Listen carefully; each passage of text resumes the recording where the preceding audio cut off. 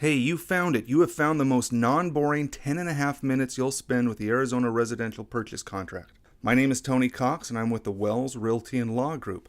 I'm addressing this to our seller clients and I'll be covering the 5 most important parts of the contract for sellers in 10 and a half minutes or less. Ready? Let's go. Number 1. Near the bottom of the first page of the contract, it talks about fixtures and personal property.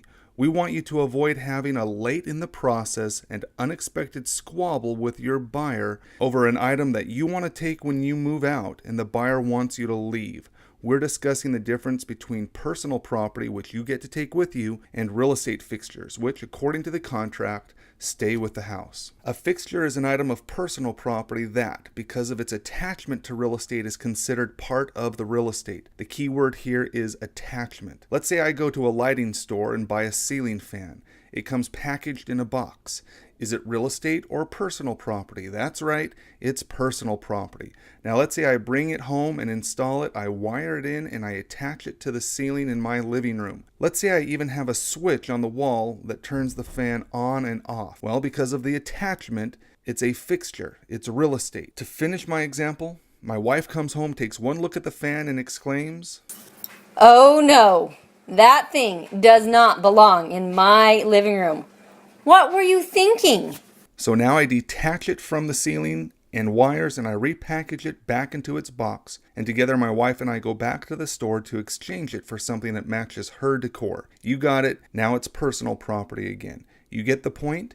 Now, there are hundreds of ways to attach fixtures to your house, including nailing, riveting, gluing, and bolting. Before you allow any buyer into your house, make sure you've told us, your listing team, of any fixtures currently attached to your house that you may want to keep. We may suggest that you replace it now, or at the bare minimum, we'll disclose it on the MLS and make sure that it is specifically excluded from the transaction. So do yourself a favor and carefully read through lines 30 to 52. Let me point out just a couple of items here. Your freestanding range and oven may not be attached specifically, but it's on the list. Same with your garage door openers, your pool and spa equipment, and window treatments. In fact, let me say this, when it comes to your window treatments, it is safest to assume that it all stays with the house. Trust me on this.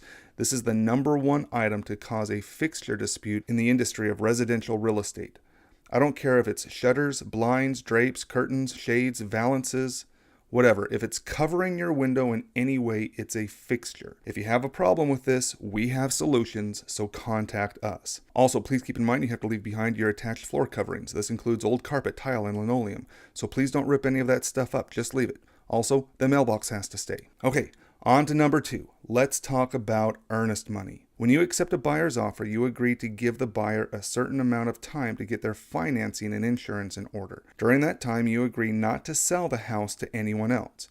You trust that the buyer will be able to get their ducks in a row, so to speak, and finalize the purchase within the time frame on which you both mutually agreed. Imagine that after 45 days of anticipation, the buyer flakes out and doesn't buy. You have just lost 45 days of marketing time during which you could have found a more trustworthy buyer, possibly someone who may have been willing to pay a higher price. But you didn't, because you trusted your buyer to perform. The earnest money is the cash that you would receive to satisfy your damages. Now, there are a few contingencies written into the contract that allow the buyer to cancel the contract and retain their earnest money. These include the appraisal. If the property does not appraise for at least the agreed upon contract price, the buyer can cancel and keep their earnest money. Buyer financing.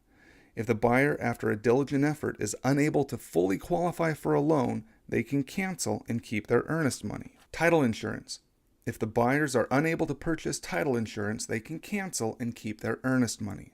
You need to know that we, the Wells Realty and Law Group, do not cower at the presence of an earnest money dispute and will fight every time for our client's right to the earnest money no matter what.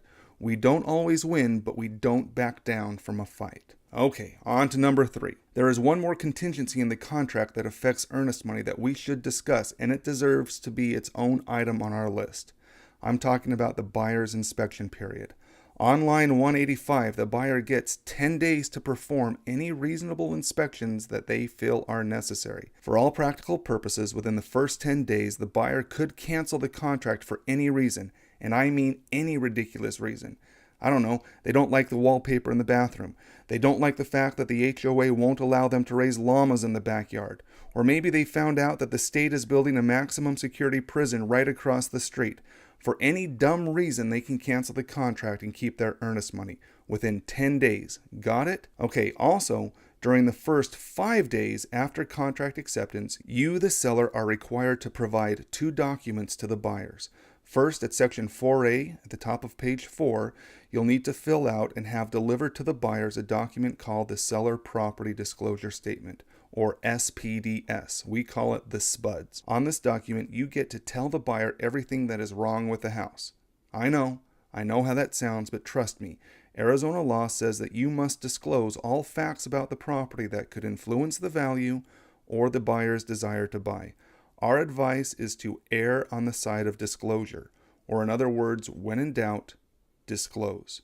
We will ask you to fill this out on your own, and please understand that we too, as your representatives, must disclose all important facts about the property that we know to the buyer. As you fill this out, if you have any questions, please call us. The second document we'll need to deliver to the buyer within 5 days of contract acceptance is called a clue report. It is a comprehensive loss underwriting exchange report. It is a simple notice from your home insurance company stating what, if any, insurance claims have been filed in the last 5 years. Tell you what, make a note right now and contact your homeowner's insurance today and ask them to send the clue report to us. That way we have it and nobody will be scrambling later on to get it. Okay, on to number 4, the Binzer. In most cases, the buyers will give you, the seller, a chance to agree to make certain repairs. Here's how it works. The buyers fill out a document called the Buyer Inspections Notice Seller Response, or BINSR. We call it the Binzer. Any repairs they require are to be spelled out on this document. You, the seller, get 5 days to either agree fully to the repairs, agree to some of the repairs, or agree to none of the repairs. If you don't agree to make all the repairs requested, then the buyer gets an additional 5 days to either accept your response or cancel the contract and get their earnest money back. Got it? This sort of back and forth detailed negotiation might not sound very fun to you. Good thing you have the Wells Realty and Law Group on your side. We are master negotiators. We'll be with you every step of the way, and we'll do all of the heavy lifting through the process. Last one, number 5. We're almost done here. This is about warranties. Please, please, please read through section 5A on page 4. If you sign this document, which we will probably encourage you to do, then you will be obligated to make sure certain systems in the house are in good working order. This obligation exists outside of the inspection period and independent of the buyer's repair requests. This is not something that we can negotiate once you've signed the contract. This list includes, but is not limited to, the AC system, the plumbing, the appliances, and even your pool system. If any of these are not in good shape, please let us know so we can waive these warranties before you accept an offer. Understood? Great. Hey, thanks for watching. We encourage you to read through every single document you are asked to sign in the process of selling your home. If you have any questions, please call us at the Wells Realty and Law Groups. We are excited to be your realtors because we do what agents can't.